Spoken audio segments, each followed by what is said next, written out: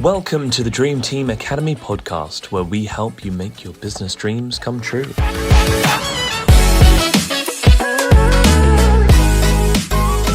morning, good evening, good afternoon, wherever you are in the world. Welcome back to another Dream Team Academy podcast, where we bring you people that are going to help move you towards living your dreams and particularly give you the tools to make the money to live your dreams. So today we have somebody who is an expert in sales, international speaker, international writer, published author, obviously very, very experienced salesman in many, many aspects, but an Englishman, a fellow Englishman like myself. So yeah, I'm so excited to have him here today, because sales is probably, I'm sure like most of you, it's the one area where I go, I can't do sales. I find it so hard. So we have the perfect person. I shall be paying attention, taking notes myself, because Navin Jaitly, welcome. He's actually not just an ordinary sales coach, but he is a sales mindset coach. So he specializes in understanding what it takes, how you have to change your mind to be able to produce sales, because it is a mind game, isn't it, Navin? Hello and welcome. 100%. Thanks, Lisa. Thanks for having me. Really excited to be on this show. And you actually, you summed me up pretty well. So thanks for that. Well, we always try. So I want to get straight to it. And I always start asking, how did you get where you are today? I love hearing people's stories. So obviously you didn't get out of the cradle saying, I'm going to be a sales coach. So how, excuse me, how did you get there? What's the background? Yeah, sure. Well, it all starts off, I did typically went to university, came out and didn't really know what I wanted to do. And I sort of faffed around in the first couple of years, and then I fell into sales. Because people said, oh, you're pretty social, you're quite good at talking to people, you'd be good at sales. That was literally some couple of people's like friends' advice. So I started in sales, and I really struggled at the start. It is tough. I was in corporate sales, and it was very tough. And one thing, I didn't really have much training up into that point, but I found that I was massively underperforming, underachieving. And the thing with it, Lisa, is it's not just that, I was constantly worried about getting the sack and not making the income or the impact I want. But it actually kind of starts having a bit of a detrimental effect on you when you're not performing well at something you're doing. And sales is so sort of like, there's no hiding. It's numbers, right? You're either selling or you're not, right? It can sort of start making you like get a little bit down on yourself, because you're like, well, what's going on? Why am I not performing? And I remember there was one particular meeting that went like a disaster. I've written about it in both books, actually, that I've written. And it was that moment when I thought, what's going on? Because people were also thinking, why is this guy not selling more? Because it's not like I didn't have the intelligence. I didn't have a good understanding of business. I was, good socially. I had a lot of the attributes you think this person would be good at sales. And what I found, the main kind of enemy was really what was going on in my mind. And I read a book called The Inner Game of Tennis, which is an amazing book if you haven't read it. And that really kind of made me realize that a lot of this, it's when they sometimes say those things that sound really corny, but they say the biggest enemy is the enemy within, sort of thing. And I realized I needed to work on that. So I went down this road of personal development, and I started listening to all the great gurus, the Tony Robbins, the Jim Rohns, and et cetera, et cetera. But I really not just like read books. I actually like studied and actually started embodying that. And I found that started making a massive difference to my mindset, right? And then because my mindset was improving, that was getting my sales up. Right. And then because my sales was going up, I was keeping the job, I was getting more training, and I was actually then learning about sales and sales skills as well. And cut a long story short, because I'm giving you the short version, I went from underperforming, underachieving salesperson to like multiple award winning. I started becoming the best salesperson in the companies I worked for. I was the guy that when somebody joined, they'd be like, go and shadow Navin. I'd be going and standing on stage and giving tips and advice on how I made the sales. Which was, I always also spoke about mindset then.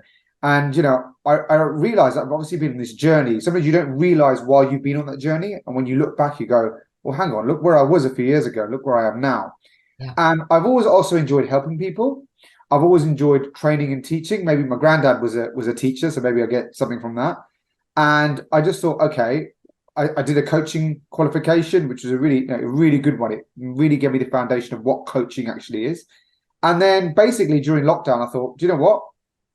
Stop talking about it. You've said you want to run your business. You're passionate about developing people. You're really good at sales. you've got this formula now about how to develop your mindset and confidence and belief and resilience. Why don't you put the two together? And why don't you create a business where you're helping, entrepreneurs, business owners, sales leaders, like salespeople, to transform their sales. And the great thing about when you transform sales, if you're helping someone grow their business, right, that's not only just putting more money in their pocket, that's not only just making them feel more successful and great about themselves, but if they've got a really good product or service, you're helping them help other people. And that's why I've got a range of clients, but a lot of my clients are kind of coaches, consultants, people like that who are in business, not just to make money, but also to actually help others. So that's a very sort of 360 degree. The quick story. Career. Yeah. I want to go back if I can. I mean, I'm sure so many people can relate to that who may be listening, who are in sales, whether they're for sales for somebody else, wishing they could do it for themselves, or are out there struggling as a coach or a small business owner, trying to build, and without sales and marketing, you're not going to get anywhere, no matter how good. If they don't know you exist, you can't sell it, right? So, so is that me or is that you dinging? So we you always love that. You turn everything off and then you still get dings on your phone. Now, I don't know if it's me or you. I'll switch everything off for you, Lisa. Yeah, it must be me. So hang on a minute. I'm just going to make sure that I am on a do not disturb functionality. I'm not. That's probably why. Da-da-da-da. So no one ever reached me because I'm always on do not disturb. They're like, oh, get hold of you. I'm like, I know, because I'm like on do not disturb so it doesn't ding. Anyway, getting back. So you said you kind of changed your mindset, but can you get, I really want to know how you did that. So go back to the beginning. So you knew that you were thinking wrong. Can you be more specific about what that looked like or felt like? So it came up with a lot of different things, but it was just lots of things. Like, for example, the meeting that I was referring to earlier that I basically messed up. When I looked at what I was thinking about before I went in the meeting, it was all negative. It was, I hope the client buys from me. I hope I don't mess this up. Oh my God, who am I to speak to this CEO? I was a younger guy then as well, so I had a little bit of I guess you don't realize, maybe I had a bit of an age complex. Like, I was a bit like, here I am in my 20s and there's this guy in his 50s and he's a big scary CEO. And it was very negative and small thinking, if you like, right? And when I really realized that that's what I'm thinking and I really got to the bottom of it, I just started changing who I thought I was, what I'm trying to achieve. Like that dialogue that you have before you're having meetings about, I was generally having with myself. I got a lot more clear about what I wanted and why, right? I began to do a lot of stuff that I actually teach people now, like how to build your confidence and more so your belief, because I think they're two different things, right? You can have outward confidence, right? You can come in a room and people go, oh, that person sounds like they really know what they're doing. They're really confident. But inside, you might actually feel have a different story going on, right? And you could have that imposter syndrome and you could have that, oh, am I actually really that good? Or who am I to be this guru? So stuff like that. But when you actually genuinely can rewire that from the inside, you actually come from a much better place. And it doesn't become arrogant, but you start tapping into, because you tap into your why, you actually make it more about other people than yourself. And what I realized, I'll start making it more about other people, right? And I start making it about like, you know what, I need to make these sales because I don't want to let my team down. Yep. I don't want to let my boss down. He's putting so much, she's really helping me out, putting so much faith in me. And by doing that, I took the pressure off myself, right? Simultaneously, you're also tapping into your goals, your why. Why do you want to, even if it means making money, well, why do you want to make money? Well, I might want to buy a holiday home. I might want to give to my favorite charity. I might want to, I don't know, buy this new car. It doesn't matter what it is, but at least you've got some really powerful reasons. So there was a lot of tools. It wasn't just positive thinking. It was actually like tools. That's what I was getting at, because I think a lot of people, they hear the word mindset and they think, yeah, you got to be positive. You can be rah-rah. You got to, think, like never have a negative thought. And it's a lot more sophisticated than that. Yeah. And, and that's where, so carry on. That's like, just carry on. Yeah, it was tools. It was doing it every day, right? It was just like you go to the gym, right? You're not just going to go, I'm going to go to the gym and have this amazing body and six pack and be able to run 5 marathons, right? Yeah. You have to think like that, yes, but then you actually have to go in and do the stuff. And the mindset for a gym would be like, it's raining outside, it's the middle of winter, I really can't be bothered to go. But if you train your mindset in those moments that I can't be bothered to actually go, I'm definitely going now, right? And it will happen within a matter of seconds. That's an example of a mindset shift, right? So how do you do that in everything? How do you do that in performance? And there's, I'd be here for hours if I went into the actual nuts and bolts, but that's the sort of stuff I also teach now, right? The other thing is, success builds success. So as I start making more sales, as I start becoming more successful, I actually start really enjoying selling. I started really enjoying the process. I really start enjoying what I do. And actually, I wasn't one of those people who like started a business because I hate my job. I actually really like my job, right? Because I loved what I was doing. It's just that I always felt that I had something else to give in this life, right? And I feel that like teaching, training, and coaching people. And for me, I think it's about changing their performance, changing their.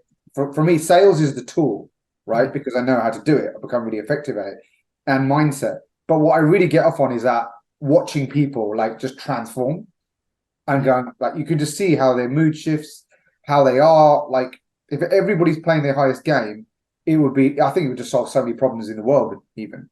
So in answer, I kind of got a few different tangents. In answer to what you said earlier, it was actual tools and techniques that I did to work on my mindset. And then don't get me wrong as well, there are stuff in sales. Sales is a skill. It's a skill. It's a science and an art. There are actual sales techniques and strategies that make a difference, right?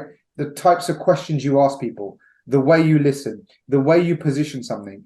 The other thing that's become actually a bit of a mission for me since I started my business is I realized, because I was sort of in the sales world before, I didn't realize like how much people hated selling.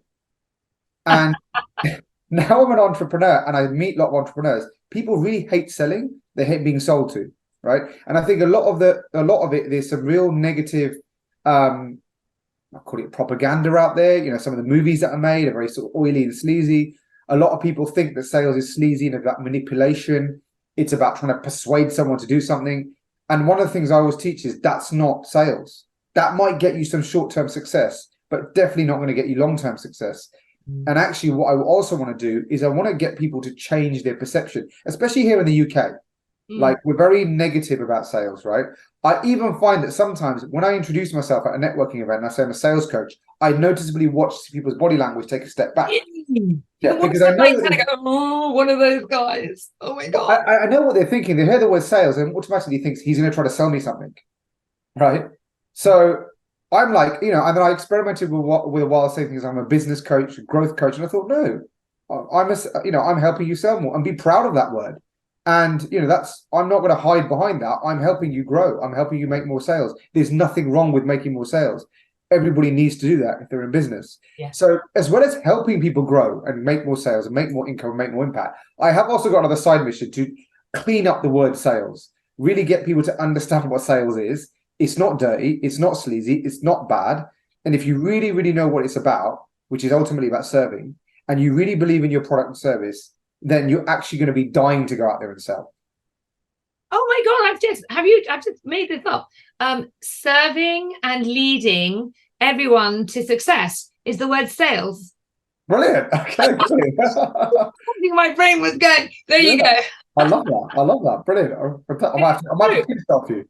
Yeah, you can steal it. But that's what it is, because that's what we have to reframe. Because look, I'm totally with you.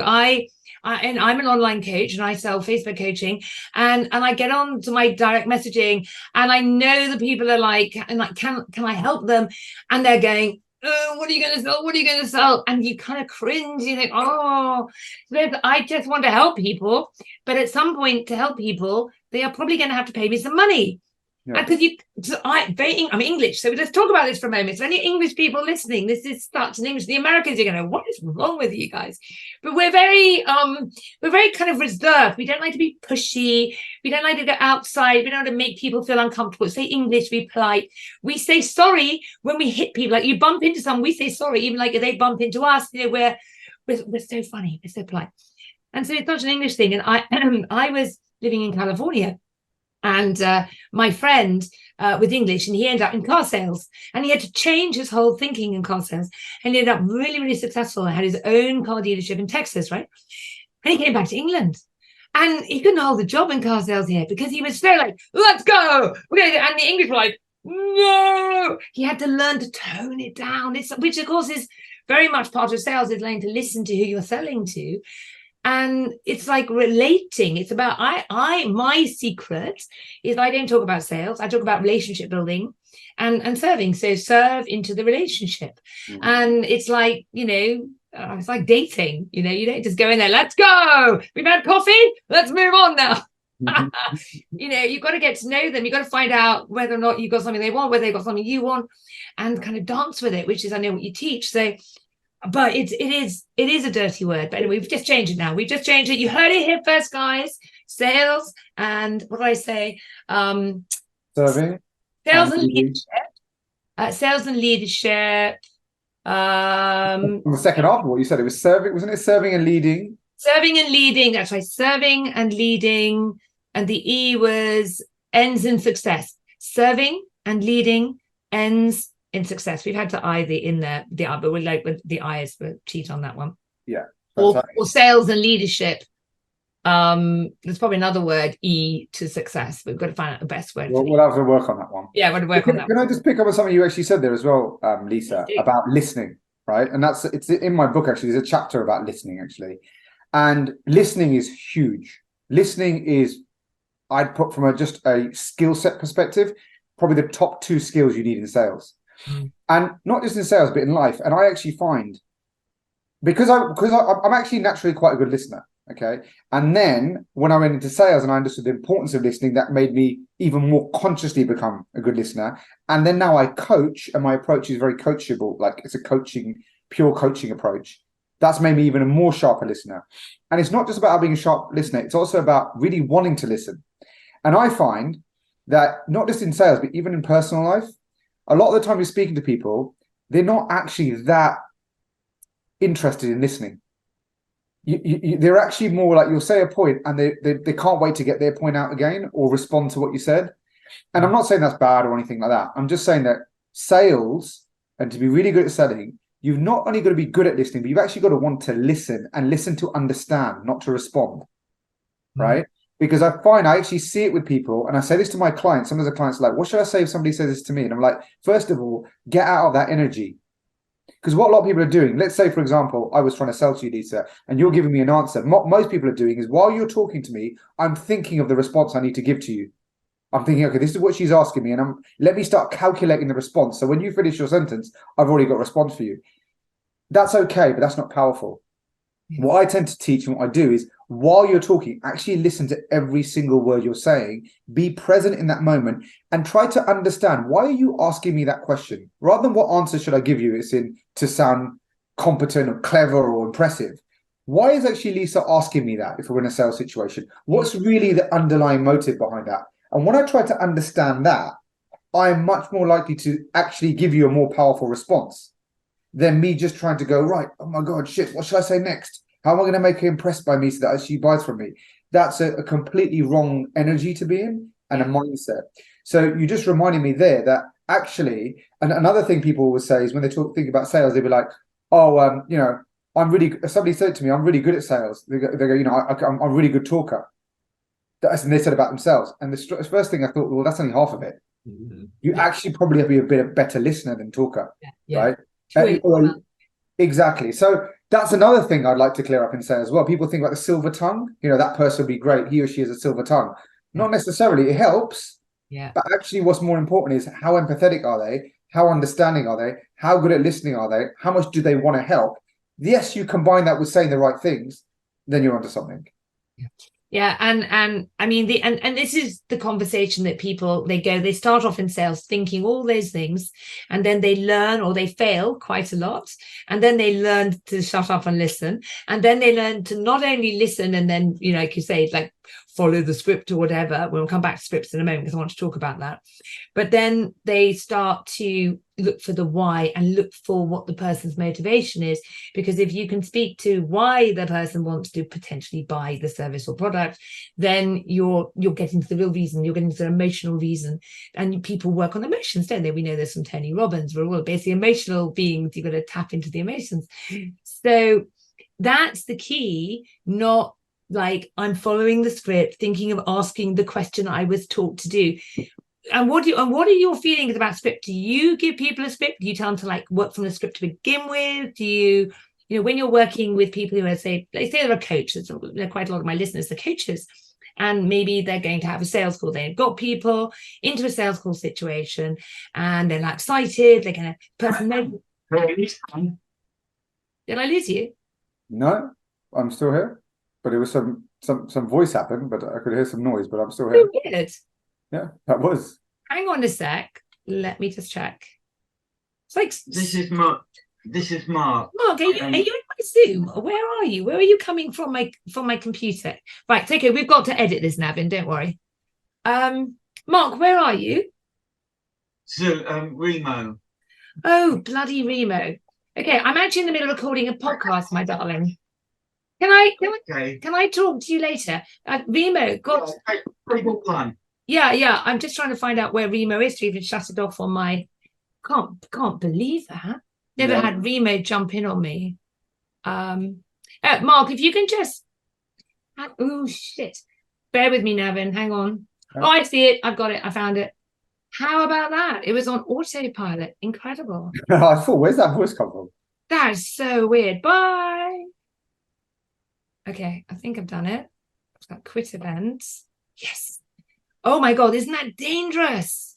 Okay, right. Don't worry. We'll pick it up where we were in a second. Remo is a Zoom equivalent, and one of my friends, he's a professional networker, and I'm helping him with Facebook marketing. And so I was on a Remo Zoom type thing, and I left it open without realizing. Joined and thinking I was there when I'm not. Gone now. Okay, right. Hang on a minute. Where were we? Let's go back to scripts. So 5, 4, 3, 2, 1. So regarding scripts, what is your feeling about scripts? Do you encourage people to have a script as a kind of guideline? Do you encourage people to just work from their feelings? How do you work with that aspect of sales? People get really well, they're always like, give me a script. But I personally am not so sure. So what are your feelings about that? It's a really good question. And there is a couple of responses to that. So I think it depends on the situation. For example, let's say you were going to a networking event, right? Which is effectively a form of selling. I wouldn't be teaching people a script there because it's natural. It's a conversation. It has to be fluid, right? Yeah. If you were doing something like cold calling, like traditional cold calling, then definitely at the beginning, when you haven't got much experience, a script can really help you. And what I even say about scripts, though, don't follow them verbatim. A script should just be, like you said, as a guideline, almost just to remind you of what you want to cover, what you want to talk about. And I do say when somebody's either very new to sales or in a situation like cold calling, yeah, a script can help at the start, but try to get rid of it as soon as you can. And you're only going to do that by practicing. And sometimes having a script there's like a bit of backup will give you the confidence to practice a bit. And after a while, you get rid of the script. But definitely, whether you're doing it when you first start or later on, never follow it verbatim. It's more like a framework to remind you of, a bit like, do you know when people do a presentation and they might have a PowerPoint slide? The slide might just have points on there just to remind them what they have to speak about. Like, that's okay. If somebody started just reading off PowerPoint, doing a presentation, it would make the presentation crap. Right? It's the same with scripts in selling. If you're literally following them like word for word and somebody feels and like you're actually just talking from a script, it's actually going to do more damage. But if you've got one there just to remind you of some points, that's fine.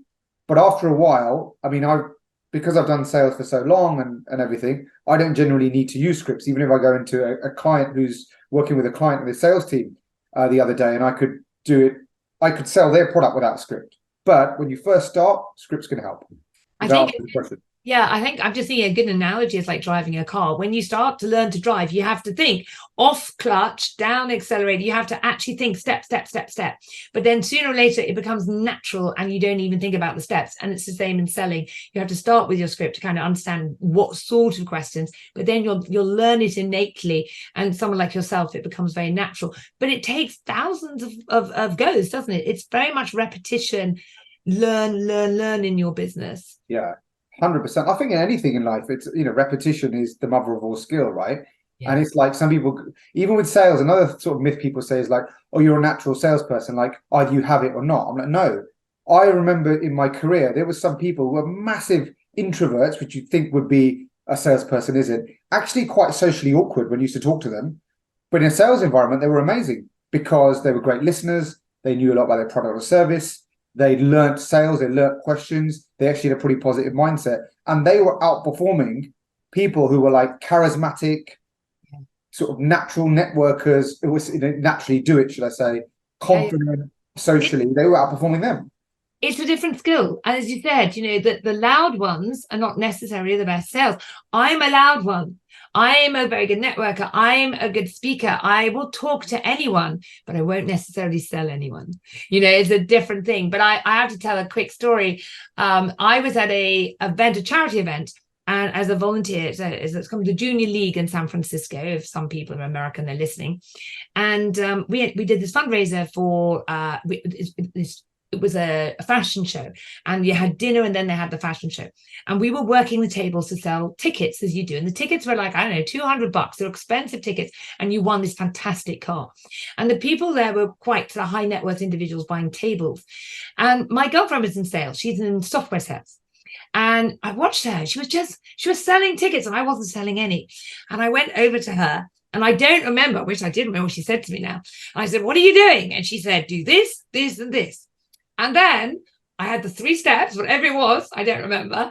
And I went and I started doing what she did. And then she came and said, damn, I beat her in the sales competition because she knew what to do. I was just being my bubbly self and it wasn't working. But when I actually added who I was to the strategy that she knew, then it worked. So it's not like, so even I, who am not a natural salesperson, if I take who I am and I add it to a strategy with someone like a sales coach like yourself, that's what will work. So it doesn't matter if you're introverted or extroverted. You just need to work who you are and bring that to the table. 100%. So given that, so Navin, what can you give us 2 tools for, let's say the biggest thing is imposter syndrome. I think so many people have imposter syndrome. So what are 2 tips or tools that you could give our listeners that they can do before their next sales call? What can they work on that will really help them next time they do a sales call? Yeah, good question.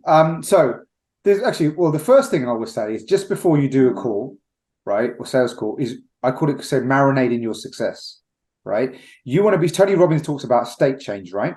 Okay, so what you want to do is you want to get yourself into your most positive and powerful state.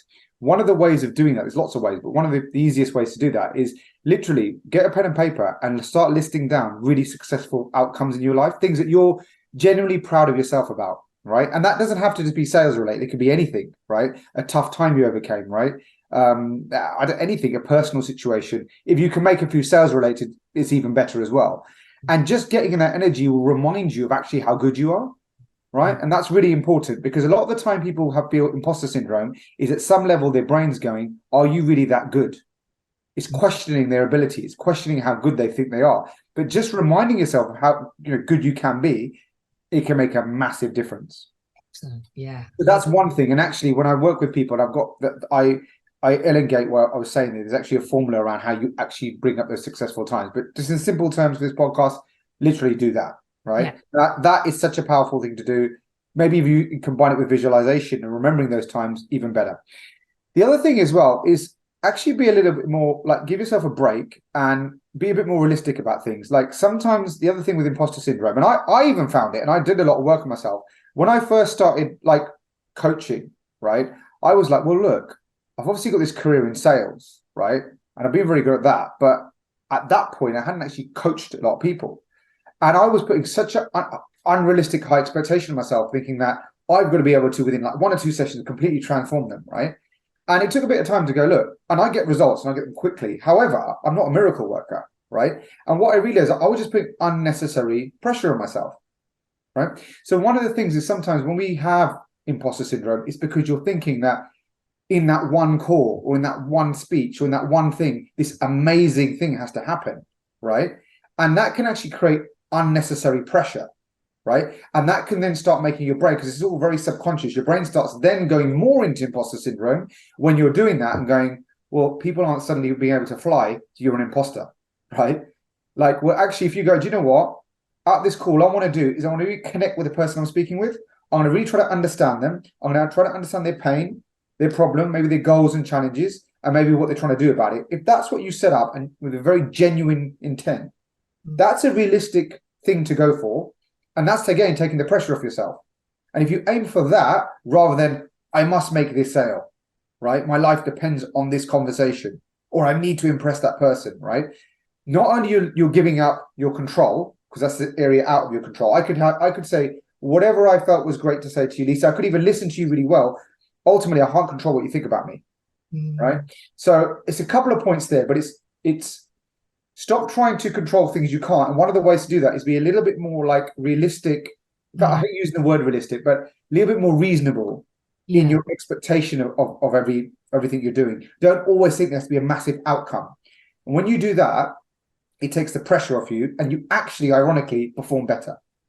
Yeah, I think I remember Landmark had a whole thing on being committed but not attached. So it's like committed to delivering, serving, listening, offering, but you can't not be attached to the result, because actually you can't 100% affect the result. This is another human being with their own ideas and patterns and chooses how they, a million different things that are different. You can only lead someone. You can take a horse to water, but you can't make them drink. So no matter how perfect your pitch, that person may not be in a buying situation today. The classic one being that they often don't have the money.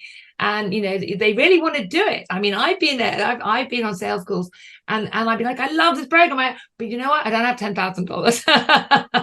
And then that poor guy or girl has to walk away and go, I didn't get that one. And it's not, they did nothing wrong. But that's where so often a new coach a new salesperson they're a coach and they're trying to sell, and they've offered their $10,000 program, and the person can't afford, and they think they're wrong, and they're not. That's so important what you said. It's not to over internalize it. It's like learn and step up and keep going and keep going. I mean, I love this. This is absolutely brilliant. Okay, so is there anything else that you think that we should cover? Is there any other area of sales that you just think we should just cover before we let you go today, because you've got people listening and you've given them a couple of tips about imposter syndrome? So is there anything else you just want to say to the space of sales that people need to understand or take action on? Yeah, one of the things is actually just taking action. And what I mean by that is